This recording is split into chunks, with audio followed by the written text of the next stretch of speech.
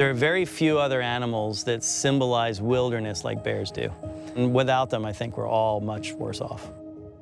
Mike Orlando is a bear biologist with the Florida Fish and Wildlife Conservation Commission. He leads a team that manages bears statewide.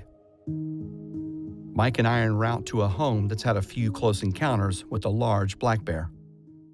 Tell me a little bit about this bear and this situation here. Yeah, so we've had a bear, and it's been getting into their garbage. But this bear has been kind of getting a little bit more bold, so he's not only getting into the garbage, but he's also kind of hanging out in their yard. So hopefully we could catch this sooner, where he doesn't escalate that behavior. How did this whole process start here for you? Yeah, so 3 days ago, we came out here, we set the trap all up.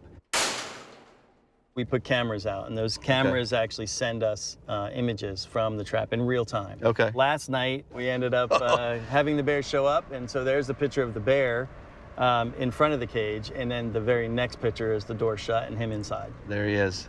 So you know you have a bear. Yeah, no, we have a bear, and it matches the description of the one that they were talking about. Not only do we want to catch this big, powerful animal, but we also want to do it safely. These traps have been designed to make them safe for bears, safe for people. Having those cameras on it actually gives us even more ability to monitor the traps to make sure that the bears aren't staying in there for too long. Okay. Wow. Good. Okay. No. Oh, man.